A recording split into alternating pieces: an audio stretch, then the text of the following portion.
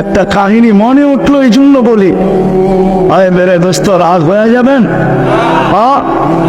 আচ্ছা, আমরা যে দাড়ি ছাড়ছি কি জন্য? ইয়ং থাকার জন্য তো?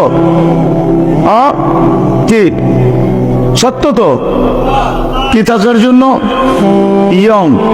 আচ্ছা বলেন, বয়স কি আমাদেরকে এক সময় ইয়ং থাকতে দেয়? কি একটা পর্ব আসে, দাড়ি না থাকলেও দুনিয়া বলে বুড়া, ঠিক না? দুনিয়া বলে, বৃদ্ধ বলে না, বলে না? কিন্তু আল্লাহ এই উম্মতকে দাড়ি দিয়েছিলেন জান্নাতে যাওয়ার জন্য। বিশ্বাস হয় না? তাহলে হাদিস কেন আসতো? ইন্নাল্লাহা লা ইয়াস্তাহি যু শাইবাতিন, আল্লাহ লজ্জা পান পাকা দাড়িওয়ালাকে দেখলে। তো আল্লাহ যাকে লজ্জা পান, লাম ইউআযিব, আল্লাহ তাকে শাস্তি দেন না। প্রমাণ আছে, কিতাবের ভিতরে লেখা আছে। এক মুহাদ্দিস মারা যাওয়ার পরে আল্লাহ জিজ্ঞাসা করছেন, কি নিয়ে আসছস? কিচ্ছু নিয়ে আসতে পারি না, সাদা দাড়ি নিয়ে আসছি। আল্লাহ রাগ হয়ে গেছে, সাদা দাড়ি। আবার জোরে বলতেছে, কিচ্ছু নিয়ে আসি না, সাদা দাড়ি। কেন? আমি না অমুক থেকে শুনলাম, অমুকটা অমুক থেকে শুনলো, অমুকটা অমুক থেকে শুনলো, অমুকটা অমুক থেকে শুনলো। উনি আপনার রসুল থেকে শুনলো, আপনার রসুল জিবরিল থেকে শুনলো, জিবরিল আপনার থেকে শুনলো। তারপরে এই হাদিস বয়ান করলো। আপনি নাকি বলছেন লা ইয়াস্তাহি যু শাইবাতিন, আপনি সাদা দাড়িওয়ালাকে দেখলে লজ্জা পান। আল্লাহ আয়েশা দিয়া বলছে, সবাই সত্য বলছে, আমিও সত্য বলছি, তোকে মাফ করে দিলাম। রাসূলুল্লাহ তো আসছিল দাড়ি নিয়ে, এই জন্য যে তার উম্মত দাড়ি পাকাবে আর দাড়ি দেখায় জান্নাতে যাবে। আপনি তো দাড়ি কেটে ইয়ং হইতে চাইতেছেন, রাগ হয়ে গেলেন? কত সহজ।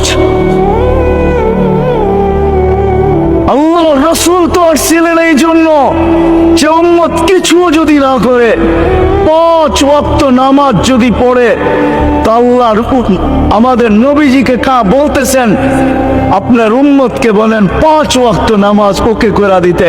ইদা সাল্লু ওয়াসাল্লু ওয়াসাইরুল আমাল, 5 ওয়াক্ত নামাজ যদি ওকে করে দিল, তো আমি জীবন ওকে লেখা দেব, জীবন কমপ্লিট লেখা দেব। আসছিলেন 5 ওয়াক্ত নামাজ পড়েই জান্নাতে যাওয়ার জন্য। আর যদি কিছু নাও করে, 5 ওয়াক্ত নামাজ যদি পড়ে, উম্মত কয়জন পড়ে? আল্লাহ ডাকে, তারপরে তো আসে না। 99 পদের। এই জন্য শেষ কথা, এই উম্মত যদি কিছু নাও করতো না, ওসি সাহেবের কথাই ঘুরায় ঘুরায় বলতেছি, কেননা ওয়াজ উনি যেটা করে গেছে ওইটাকে আমি ফিনিশিং দিতেছি। উনি বলে গেছিলেন সময় পেলে আরো বলতেন, কিন্তু ওনারটাই আমি পুরা করে যেতেছি। উম্মত যদি কিছু নাও করতো, হায় হায় কি নবী আল্লাহ দিছিলেন। আজকে নবীও চিনি না, আল্লাহও চিনি। আপনি বিজাতিকে নিয়ে খাদেন, আমি তো আমার জাতি নিয়ে খাদি। মুসলমানের কাছে যতটুকু নবী ঘৃণিত, অবহেলিত, দীক্ষিত, লাঞ্ছিত, বঞ্চিত, মনে হয় কারো কাছে এতটুকু না। সত্য, এখানে একজনও পাওয়া যাবে না। যারা বসে আছে, দাড়ি পাকা হোক কাঁচা হোক, যুবক হোক আর বৃদ্ধ হোক, চুল কাটতে কাটতে বৃদ্ধ হয়ে গেছি। আজ পর্যন্ত সেলুনে যে একবার বলি না এই জীবনে যে আজকে আমার চুলটা আমার নবীর স্টাইলে কাটা দিবি। জীবন পর যা কাটছত, আজকে আমার নবীর স্টাইলে কাটবি। কেন? আমার নবীর স্টাইল আমার কাছে পছন্দনীয়, বিধায় আমি নবীর স্টাইলে চুল কাটতে আসছি। একজনই তো হাত উঠাইতে পারেন। অথচ আল্লাহ রসুলের স্টাইল আল্লাহর কাছে প্রিয়, সমগ্র জগতের চেয়ে প্রিয়। আর ওই রসুল, হায় হায় হায় হায়, যে দুনিয়ায় থাকতো চোখের পানি ঝরাইছেন, এখনো কবরে উম্মতের জন্য চোখের পানি ঝরান। কিয়ামতের মাঠে উম্মতি উম্মতি বলে চিৎকার দিতে থাকবেন। যে দুনিয়া কিছুই ভোগ করা যান নাই। আজকে তো আমরা পাওয়ার জন্য পাগল, যাকে আল্লাহ সমগ্র জগতের ভান্ডারের চাবি পর্যন্ত পাঠায় দিয়েছিলেন। আমার কাছে রেওয়ায়াত আছে, দেখা নিতে পারেন। জিবরিল আলাইহিস সালাম চাবি নিয়েও আসছিলেন, আল্লাহর পক্ষ থেকে এক প্রাণীর পিঠে করে চাবি নিয়ে আসছিলেন। বলছে এটা কি? বলছে অতীত তো আপনাকে সমগ্র ভান্ডারের চাবি দিতে চাইতেছে আল্লাহ। বলছে নিব না। তারপরেই বলছেন অতীত মাফাতিহাস সামাওয়াতি ওয়াল আরদ, আমাকে আকাশ জমিনের ভান্ডারের চাবি দিতে চাইছেন আল্লাহ, আমি নেই নাই। 60-70 বছরের জন্য নিয়ে কি করব? আরেক রেওয়ায়াতে আছে, বলছে এত বড়টা নিবেন না, তাহলে ছোট জীবন যখন ছোটখাটো একটা নেন। সেটা কি? কারণ শীতালা জালতু জিবালাতা তিহামাতা যাহাবা, চাইলে মক্কার পাহাড়গুলো সোনার বানায় দিব। বলছে এটাও নেব না। তো চলবেন কি করে? আজিদ ইয়াওমান আশকুর, যেদিন পাবো শুকরিয়া আদায় করব। নাম আজিদ আসবে, যেদিন পাবো না সবর করব। তো নিবেন কখন? কিয়ামতের দিন উম্মতকে সহনী, যিনি উম্মতের জন্য দুনিয়ার সবকিছু ছেড়ে দিয়েছেন, ওই আদর্শ নিয়ে আসছিলেন। আসেন প্রত্যেক ব্যক্তির জন্য সহজ ভাবে রাসূলুল্লাহ সাল্লাল্লাহু আলাইহি ওয়াসাল্লামের আদর্শ রাখা আছে। ছোট ছোট জিনিস নিয়ে আসছেন, যার ভিতরে পুরা জান্নাত লুকানো আছে। আমি তো একটা দেখাইলাম, 100 দেখানো। উম্মত যদি শুধু 5 ওয়াক্ত নামাজই পড়তো, কিছু না করতো, হায় হায়, উম্মত 3 বেলা খায়, 3 বেলা খায়, 3 বেলা খায়। আমি এক সেমিনারে বলছিলাম, আজকে থেকে অনেক দিন আগে, রমজানে ছিল বাংলাদেশের প্রশাসনিক সেমিনার, ইফতার পার্টিতে। তো আমি বলতেছিলাম যে আমি জানি আমি আমার মতো আপনারা হইতে পারবেন না, আমার মতো হওয়া সম্ভব না। কেননা যেখানে বসে আছেন ওইখানে বসে আমার মতো হওয়া সম্ভব না। দাড়ি, টুপি, জুব্বা, সুব্বা এরকম হওয়া সম্ভব না, এটা আমি জানি ভালো মতে।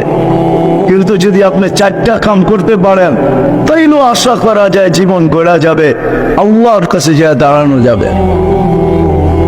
4টা কাম যদি করা যায়। সবাই জিজ্ঞাসা করতেছিল যে কি 4টা কাজ? আমি বলতেছিলাম হককে সদা সর্বদা হক বলে স্বীকার করা, হককে সদা সর্বদা হক বলে কি করা, হকের কোনোদিন বিরোধিতা না করা, হকের কোনোদিন, আর হকের উপরে যে চলে তাকে কখনো ক্রিটিসাইজ না করা। আর আমি যে চলতে পারতেছি না, এই জন্য সদা সর্বদা আল্লাহর কাছে তওবা করা, ইস্তেগফার করা, তাইলেও বেঁচে যাবে।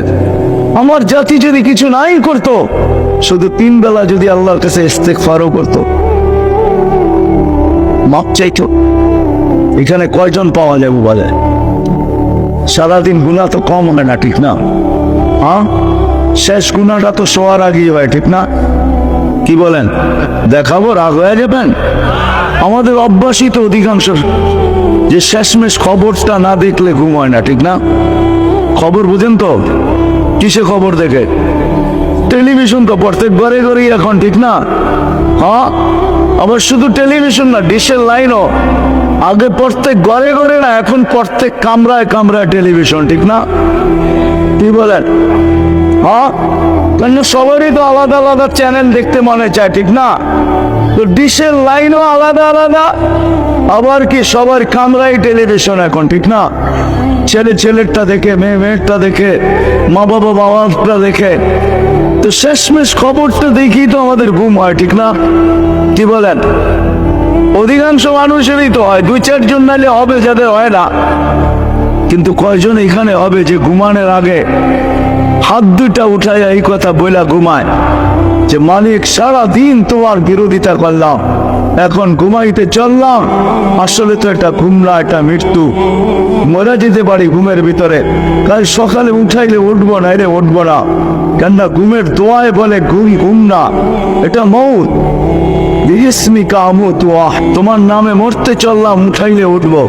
যখন উঠতে পারে তখন দোয়া পড়ে, আলহামদুলিল্লাহ ইল্লাযী আহইয়ানা বাদা মা আমাতানা, প্রশংসা আল্লাহ। বলবেন আমরা তো দোয়াই পড়ি না, আবার প্রশংসা বইলা লাভটা কি, ঠিক না? দোয়াই তো শিখি নাই, কিন্তু উচিত ছিল দোয়া পড়া।